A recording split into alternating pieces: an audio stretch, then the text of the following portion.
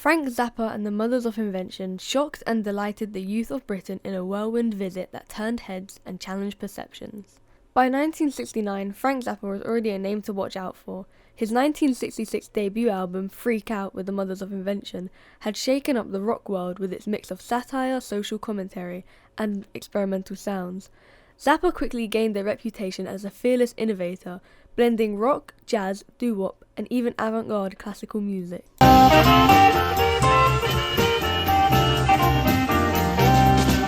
Albums like Absolutely Free and We're Only In It For The Money pushed boundaries even further, mocking the very counterculture that initially embraced him. He wasn't just making music, he was making statements, sharp, sarcastic, and completely unlike anyone else. Get a little Mozart in your house and make people think you know what's happening.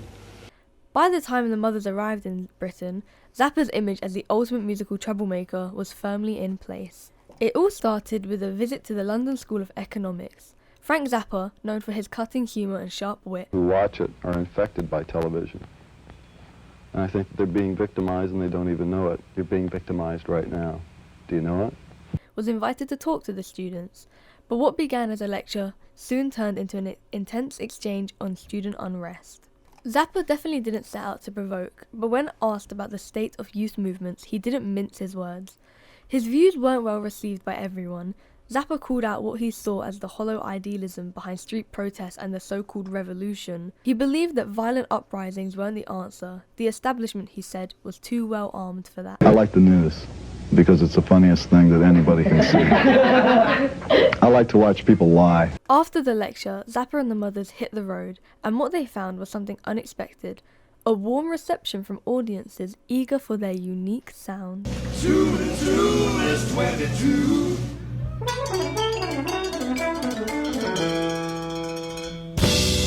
Their music, a wild blend of rock, jazz and avant-garde, didn't speak to the counterculture.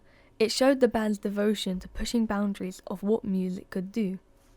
Despite their unconventional appearance and rebellious image, Zappa and his bandmates were serious about their craft. They weren't just a freak show or a symbol of anti-establishment ideals. They were musicians, dedicated, disciplined and deeply passionate about their work. Hit it! Ready? On cue! Everybody sing! Their performance in Birmingham left a lasting impression on everyone who witnessed it. At the historic town hall, the Mothers played a program of chamber music fused with rock and roll. The sound they created was unlike anything audiences had heard before. Brilliant, dynamic, and full of energy. The performance was electrifying. Frank Zappa's sharp wit, Low-key war against apathy. I don't know how you're doing on apathy over there, but we got a lot of it, boys and girls. and complex guitar solos paired perfectly with the band's tight rhythm section and powerful brass instruments.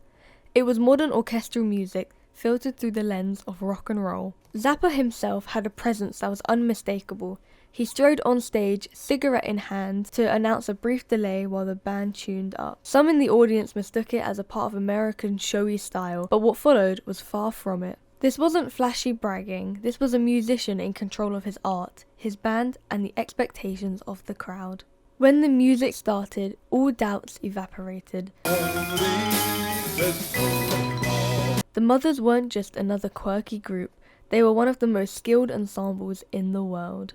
Their mastery of dynamics, their ability to blend genres seamlessly, and their sheer musicianship left the crowd in awe. Each member of the band brought something unique to the table. Ian Underwood's versatility on piano, saxophone and flute, Bunk Gardner's mastery of multiple instruments, the precision of the two drummers, Jimmy Carl Black and Arthur Tripp, and of course, Frank Zappa himself, a composer of serious music who thrived within the rock genre. After the performance, one fan summed it up perfectly. Forget the supergroups, this is it. The night was an eye-opening experience, one that shattered the images of the Mothers as a band of anarchist misfits and revealed their brilliance as musicians. And yet, the image of the Mothers, ugly and foul-mouthed, was a hard one to shake. Zappa was more than just an anti-hero. He was a composer and a serious artist, using humour and unconventional methods to challenge the norms of society and music. Frank Zappa and the Mothers of Invention weren't just about challenging the status quo, they were about redefining what music could be, and in doing so, they earned respect from fans and critics alike. So, the next time you hear the name Frank Zappa, Remember, the man was a visionary, and his band was made up of musicians who believed deeply in their craft. Their musician was a revolution in itself, a perfect fusion of chaos, brilliance, and unshakable dedication. Well, I don't think that anybody has ever seen the real Frank Zappa, nor would they be interested in seeing a real Frank Zappa, because as I speak to you on television, I am being the Frank Zappa that is desired by the person who is doing this interview. I am the Frank Zappa who accommodates the needs of this particular program.